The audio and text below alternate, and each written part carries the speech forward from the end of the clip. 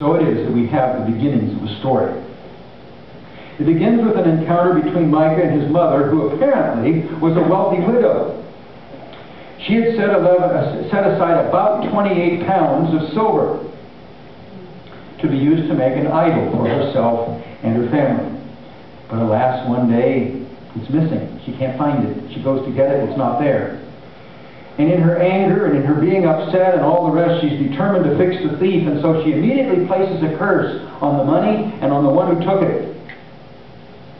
And she also says, by the way, whoever took it's in trouble because I put this aside for religious purpose, no other use can it have. Now, I don't know about you, if somebody put a curse on me, it might make me feel a little bit uncomfortable, but I wouldn't really take it too seriously. We don't take them very serious here today.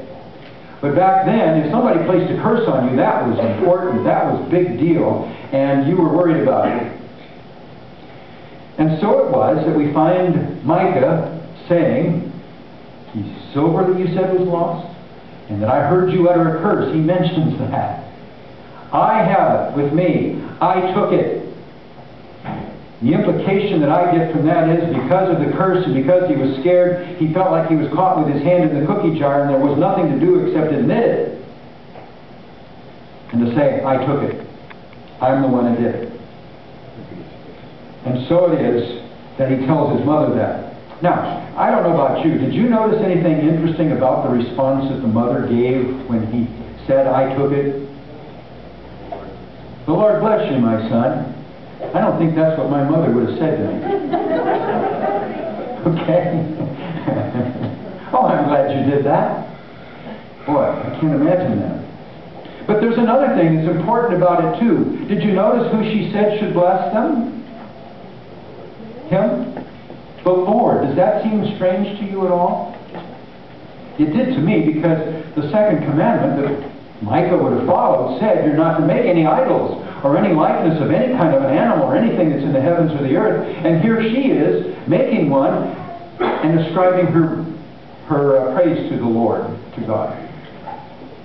So now we've got two things already that are a problem as this story starts to spiral down. First of all, we've got a man that's a thief, and then we've got a mother that claims to believe in God but is worshiping idols.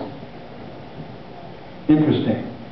And so it was that he returns the silver to his mother. She consecrates it to the Lord, and she creates it, and she takes the silver, 200 shekels of it, to a silversmith who makes an image and an idol. I'm sorry, an image and a pedestal. It was probably a figurine of a golden calf, sort of like the calf that the Israelites made when back in the time of Mount Sinai. And so he makes this, he sets it on a pedestal, and it's a bull calf on a pedestal, and says, Micah had a shrine, had an ephod, some idols, and installed one of his sons as his priest. In other words, Micah, there's several problems with that. First of all, he has a shrine. In other words, he's built his own church. Secondly, he's made an ephod, which was a garment that was only to be worn by a priest. He has some idols, they weren't to worship idols, and he installed one of his sons as a priest. Does any of you remember or know which tribe the priests were to come from? Levi. Oh, some of you know, yeah. Levi.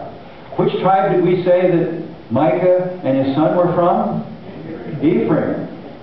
The whole thing, everything that's happened here goes against and is counter to what God had told them to do.